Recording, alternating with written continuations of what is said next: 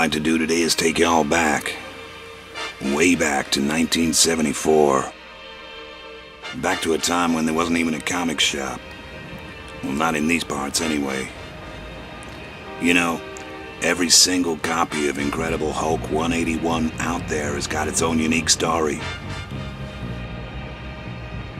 Most of those stories have been forgotten. For what it's worth, this is mine.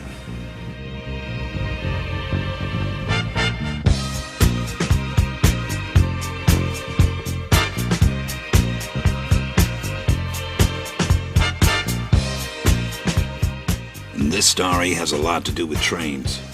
The type of trains that don't even exist nowadays.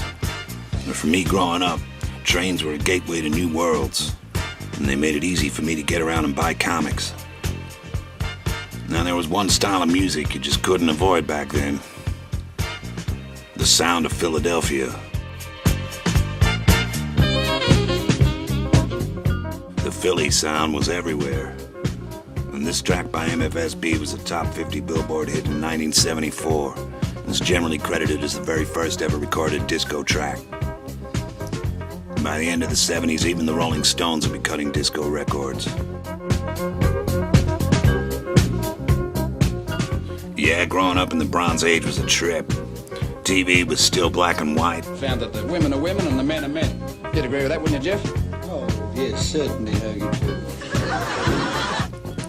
$1 would get you 4 Bronze Age comics, and you could actually read the graffiti, although there wasn't much of it around. But if you took a train ride into the city of Melbourne in the 70s, you'll remember these pieces for sure.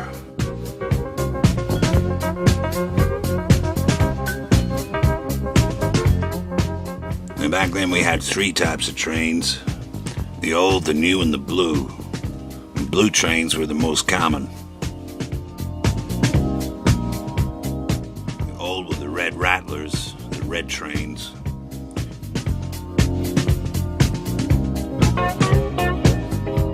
Third type were the highly futuristic silver trains, which superseded and eventually replaced the other 2 types. But it didn't really matter what color train you caught. If you got to the newsagent on the wrong day, all the Marvel comics would be gone, especially titles like Hulk and Spider-Man. But one day, all of a sudden, I started picking up titles I could never previously find. And at the ripe old age of 11, I'd finally figured out why the only Spideys I had up to that point were Marvel Tales reprints. I'd finally broken the drought the year before with Amazing Spider-Man 122, The Death of Green Goblin. But the important thing now was I had a strategy for successful newsagent attacks.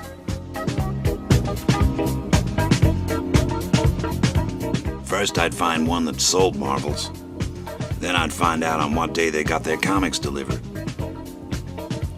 Now I was getting somewhere.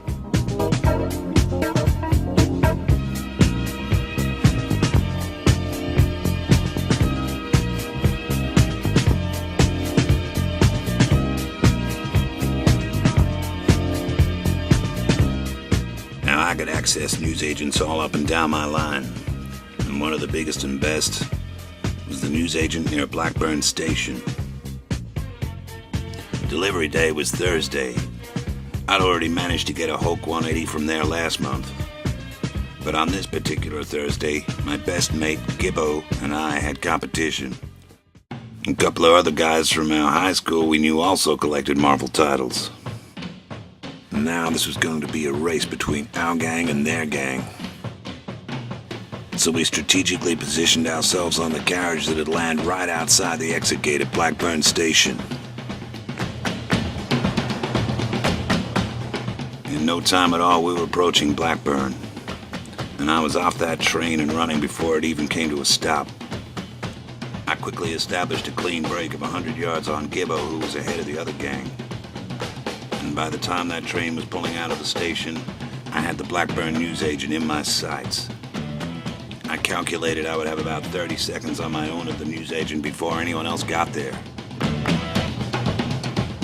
I had no idea what I would find, but I could find plenty of good stuff in 30 seconds.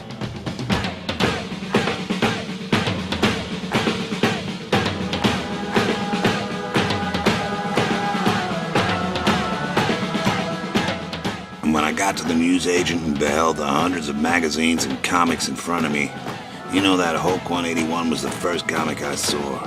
I went straight up to it and grabbed it right away. And before I'd even consciously realized it, victory was mine.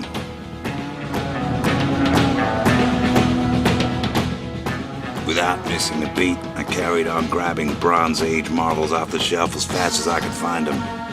Gibbo was with me by now, and he was doing the same.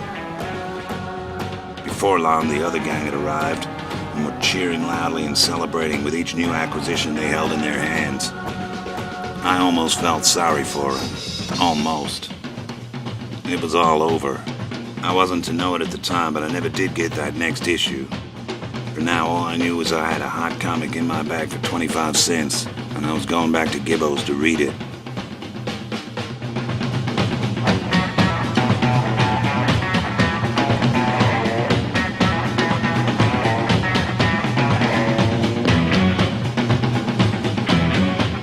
You'll probably never see another train like this ever again. And the truth is, they didn't make it. I'm pleased to see my Hulk 181 and many others like it all around the world outlasted all of those trains.